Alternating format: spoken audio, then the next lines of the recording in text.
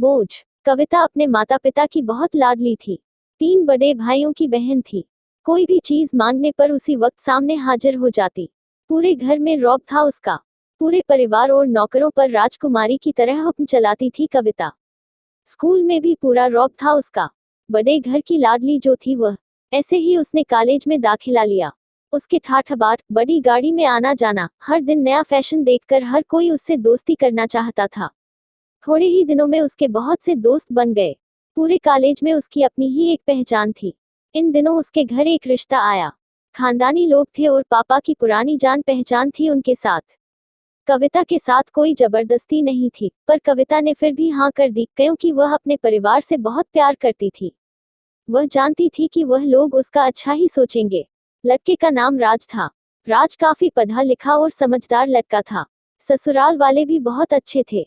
ससुराल में कविता की जगह वैसी ही थी जैसी कि मायके में। कोई भी कार्य कविता की सलाह के बिना नहीं होता था। सबकी लाडली बहू बन गई थी वह। फिर उसके घर एक बेटे का जन्म हुआ। राहुल कविता को जान से प्यारा था। पोता पाकर ससुराल वाले तो फूले नहीं समाते थे। कविता कभी कभी सोचती कि उसकी किस्मत कितनी अच्छी है। उसका हर अपना उसे कितना प्यार करता है। चाहे जीवन में कैसा भी समय आए, मेरे अपने हमेशा मेरे साथ हैं, मैं कभी अकेली नहीं हो सकती।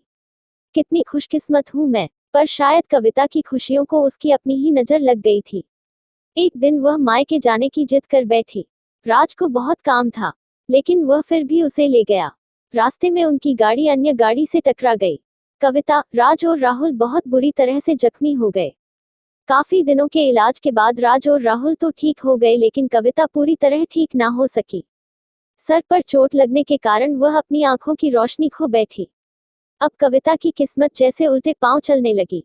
मायके वाले कुछ दिनों तक उसे मिलने आते रहे, फिर कभी कभार फोन ही करके पूछ लेते कि अब कैसी हो।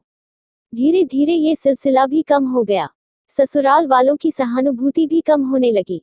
घर में किसी को पास बैठने के लिए कहती तो जवाब मिलता, बहुत काम है, अब तुम भी हाथ नहीं बंटा सकती। राज भी चिड़चिड़ा हो गया था। बस राहुल ही था उसके साथ, जिसके साथ हंसते खेलते उसका वक्त गुजरता। एक दिन कविता के हाथ से कुछ सामान गिर गया, जिसकी वजह से राहुल को हल्की सी चोट लग गई। कविता के सास ससुर ने राहुल को उससे अलग कर दिया कि कहीं उसके ना देखने की वजह से बच्चे का कोई नुकसान ना हो जाए।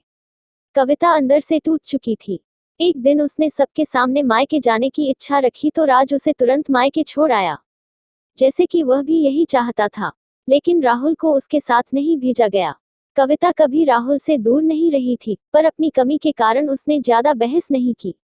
कविता को लगा कि वह 3-4 दिन वहां रहेगी तो थोड़ा हवा पानी बदल जाएगा, क्योंकि वह कितने दिनों से कहीं भी बाहर नहीं गई थी। घर वाले भी इतने दिनों बाद उसे देखकर कितने खुश होंगे।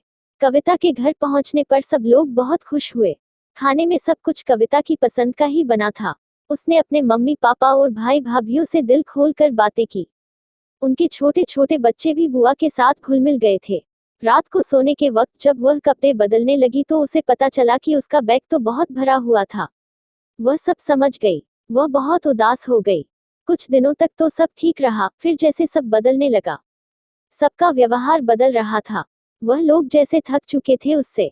सब लोग घुमा फिरा कर पूछने लगे कि राज कब आ रहा है उसे ले जाने। वह बहाना बना देती, जबकि वह जानती थी कि उस घर में अब उसके लिए कोई जगह नहीं। कविता से चलते वक्त कुछ ना कुछ नुकसान हो जाता। थोड़ी बहुत तो कटाकी उसे सुनाई देती। वह टाल देती। एक दिन उसके हाथ से लगकर एक कीमती फूलदान टूट गया। छोटी भाभी ने बहुत हंगामा मचाया। कविता के माता पिता रोज रोज के झमेलों से तंग आ गए थे। उन्होंने राज को खुद से फोन कर दिया। राज कविता को अपने घर ले गया। कविता को अपने परिवार वालों से ये उम्मीद ना थी, जिस कविता के कहे बिना घर में एक पत्ता भी नहीं हिलता था, उस घर के लिए वह अब बोझ बन चुकी थी।